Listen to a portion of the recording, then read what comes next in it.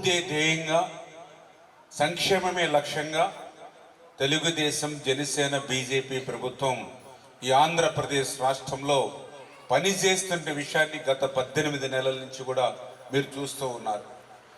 అందుకు ఉదాహరణే ఈరోజు చించినాడ గ్రామంలో 9 కోట్ల రూపాయలతోటి ఏటుగట్టు పటిష్ట నిర్మాణానికి శంకుస్థాపన చేసుకోవడం. ఈ మాట ఎందుకు చెప్తూ ఉన్నానంటే, ఈవేళ 20 కిలోమీటర్ల పైబడి మన పాలకొల్లు నియోజకవర్గానికి, మన ఎలమంచిలి మండలానికి గోదావరి ఉంది. ఎక్కడ ఏ ఏటుగట్టుకి గండి పడినా కూడా అటు ఆచంట, ఇటు పాలకొల్లు, అటు నరసాపురం ఇవన్నీ కూడా అతలాకుతలమైపోయి పెద్ద ఎత్తున ప్రాణ నష్టం, ఆస్తి నష్టం జరిగేటువంటి పరిస్థితి, ప్రమాదం మనందరికి ఉన్నటువంటి పరిస్థితి. ఆ రోజు 14, 19 నేను మొదటిసారి ఎమ్మెల్యేగా ఉన్నప్పుడు ఆ రోజు 6 కోట్ల రూపాయలతోటి బూరుగుపల్లి గ్రామంలో ప్రమాదభరితంగా ఉంటే ఆ రోజు నేను ఏటుగట్టు గ్రోయిన్స్ పనులు నేను ఆ రోజు చేశాను. మళ్ళీ ఈరోజు 24లో మీ ఆశీర్వాదంతో అధికారంలోకి వచ్చాక మొన్ననే 8 కోట్ల రూపాయలు పెట్టి కంచు స్తంభపాలెం నుంచి అబ్బిరాజపాలెం వరకు, మళ్ళీ అబ్బిరాజపాలెం నుండి గంగడపాలెం, లక్ష్మీపాలెం, ఎలమంచిల్లంక, ఎలమంచిలి, చించినాడ, బాడవ, ఏనువాళ్ళంక వరకు మళ్ళీ 9 కోట్ల రూపాయలు. అంటే 9ని 8 దగ్గర దగ్గర 17 కోట్ల రూపాయలు ఏటుగట్టు పటిష్టానికి మొదటి సంవత్సరంలోనే నిధులు తీసుకొచ్చి అందులో ఆల్రెడీ సగం పనులు కూడా పూర్తి చేయడం కూడా జరిగింది. ఆ రోజు కూడా 2022లో పెద్ద ఎత్తున వరదలు వచ్చాయి. ఆ రోజు వరదలు వస్తాయి, యువత రాత్రింబావుళ్ళు నిద్రంబావుళ్ళు లేకుండా మేమే ట్రాక్టర్లు తెచ్చి, మేమే సంచులు తెచ్చి, మేమే సంచుల్లో మట్టి కట్టుకుని, మేమే బస్తాలు మోసి రాత్రులు అర్ధరాత్రులు అక్కడే ఏటుగట్టు మీద కాపలా ఉండి వేలాది మంది యువత పనిచేసి ఏటుగట్టును కాపాడుకున్నాం.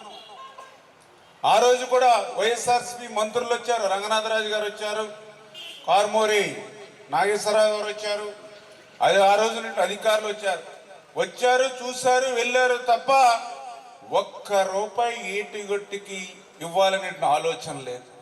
కానీ ఈరోజు మనం వచ్చిన మొదటి సంవత్సరంలోనే 1 కోటి రూపాయలు కాదు, 2 కోట్లు కాదు, 17 కోట్ల రూపాయల అక్షరాల ఏటుగట్టుకి ఇచ్చి పనులు చేస్తున్నామని అంటే మీ భద్రత గురించి, మీ యొక్క భరోసా గురించి ప్రభుత్వం ఏ రకంగా పనిచేస్తూ ఉంది అనేటువంటిదే ఇదే ఒక ఉదాహరణ.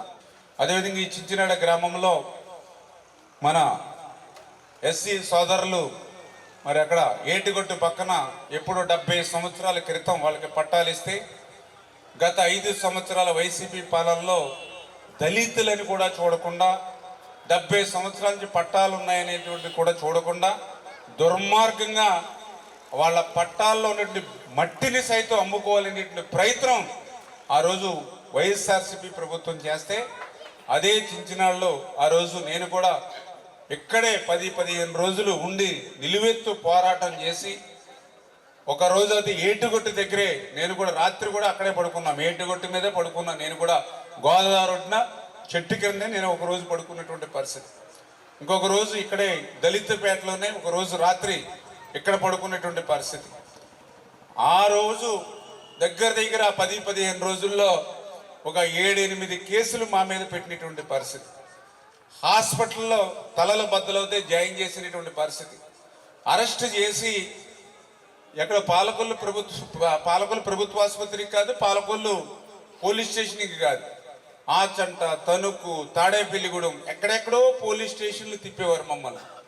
అంటే ఎంత దుర్మార్గంగా, ఆ రోజు కూడా నేను ఒక ఎమ్మెల్యే అయినప్పుడు కూడా ఎంత దుర్మార్గంగా రోజంతా కూడా గతుకుల రోడ్ల మీద, పనికిరానిటువంటి జీపుల మీద మమ్మల్ని తిప్పినటువంటి పరిస్థితి. పక్కన దెబ్బలు తగిలి రక్తం కారుతున్నా కూడా, ఒళ్ళు నొప్పులు వస్తున్నా కూడా కనీసం హాస్పిటల్లో చేర్చకుండా అట్లాంటి దుర్మార్గమైనటువంటి పరిస్థితి. మళ్ళీ ఈరోజు మన కూటమి ప్రభుత్వం అధికారంలోకి వచ్చింది. అందుకే ఆ రోజు ఏదైతే దళితుల భూములు ఏవైతే ఉన్నాయో మరి వాళ్ళకు కూడా సౌకర్యాలు, మౌలికమైనటువంటి సౌకర్యాలు, పట్టాలన్నీ కూడా ఆన్లైన్ చేయడం కానీ, అదేవిధంగా వాళ్ళకి విద్యుత్తు, కరెంటు సౌకర్యం కానీ, ఇట్లా ఏవైతే అధికారంలోకి వచ్చినటువంటి మొదటి సంవత్సరంలోనే మళ్ళీ వాళ్ళకు కూడా ఈరోజు పని చేస్తున్నామని అంటే దళితుల పట్ల కానీ పేదల పట్ల కానీ ఈ ప్రభుత్వానికి ఉన్నటువంటి చిత్తశుద్ధికి ఇదే ఒక నిదర్శనం. ఇదే మీ ఊరే ఒక ఉదాహరణ అనే విషయాన్ని 5 సంవత్సరాలు వాళ్ళు దళితుల పొట్టగొట్టి మట్టమ్ముకోవాలనేటువంటి ప్రయత్నం వాళ్ళు చేస్తే ఈరోజు ఆ దళితుల భూములకి ఈరోజు కరెంటు కానీ రోడ్లు కానీ ఇతరత్ర అన్ని మౌలిక సౌకర్యాలు ఏర్పాటు చేసి వాళ్ళని పటిష్టం చేస్తున్నాము అని అంటే ఈరోజు నిజమైనటువంటి డాక్టర్ బిఆర్ అంబేద్కర్ గారి వారసులు తెలుగుదేశం, జనసేన, బీజేపీ అనే విషయాన్ని దయవుంచి ప్రజలందరూ కూడా గుర్తుపెట్టి local to global news at your finger tips. మీ చేతిలో ఒక ఆయుధం. Download Raw TV app. Media legend Ravi Prakash is back.